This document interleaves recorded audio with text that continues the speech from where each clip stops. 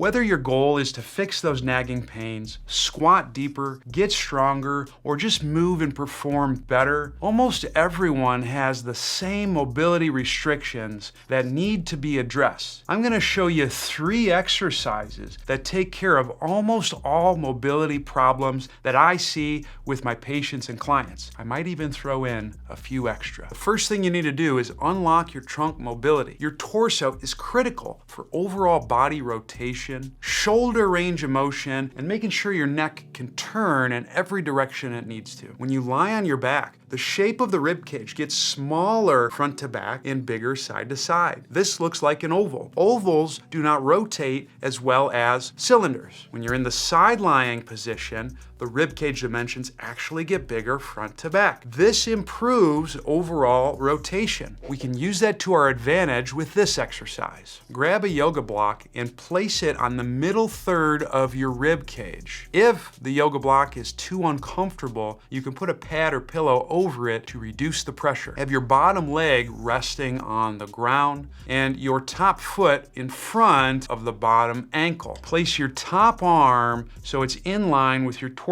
This is an abducted position. Silently breathe in through the nose, and on the exhale, think about melting down into the yoga block. Hold this position for 5 sets of 5 breaths 2 times per day. Question for you. If I'm trying to grab this shoe off of the top shelf and I gotta do this to get my arms overhead, would you say my shoulder mobility is awesome? I mean, after all, look how high my arms are. Well, of course not. This illustrates a fundamental reason why most people's mobility is busted. Fortunately, I got some skeletons in my closet to explain why. To raise your arm overhead without any problem, you need to be able to move your shoulder independently of your shoulder blade, and it needs to be able to slide and glide along the rib cage. On the flip side, when I got a lot of muscle tension and I'm tight as all hell, these bones move together as one unit and your mobility is restricted. But don't worry, this exercise will fix that quick. Grab one of those big exercise balls and lie on your back. You want the ball to rest between the shins and the top of your hands. So you're gonna straighten your legs out and reach your arms long on the ball. You ideally want a 90-degree angle at the shoulders and the hips. When you do this correctly, you're going to feel your weight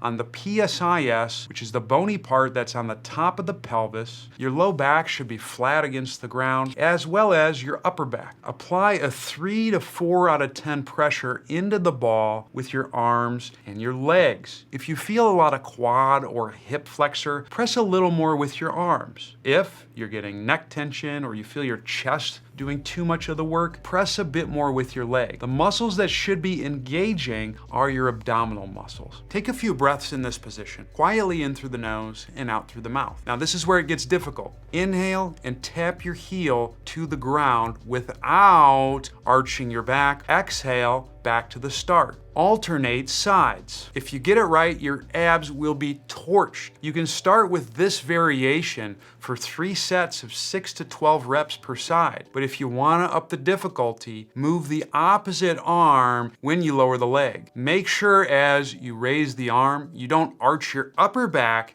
to get it to the ground. It's more about moving the arms and legs while keeping the torso fixed. You ever wrestle an alligator? Because if you know how to beat an alligator, you'll understand why we become stiff and restricted over time. Alligators can have you for dinner by using the death roll, where they rotate really fast in water. So the way you prevent the alligator from rotating is by extending them back like so. Extension steals an alligator's ability to rotate, and it does so for humans as well. This movement helps teach you to shift your center of gravity backwards, which can improve your rotation and make you rotate better than those pesky alligators. Be about your foot length away from the wall, let your knees bend, and rest your entire backside on the wall. You should feel the PSIS, those 2 bony points on the top of the pelvis, touching the wall. If by some chance you don't, you can scoot your feet out a little more, and that should do it. Keeping your feet flat, slide down the wall 1/4 to almost halfway. Get the arms up so your fists are in line with your collarbones. Hold this position and breathe. breathe silently in through the nose, softly out through the mouth. Get it right and you'll feel your quads cooking. I start most people with 5 sets of 5 breaths with this variation 2 times per day. But if you wanna up the difficulty, work up to a 5-minute hold. It is awful, your quads will be torched,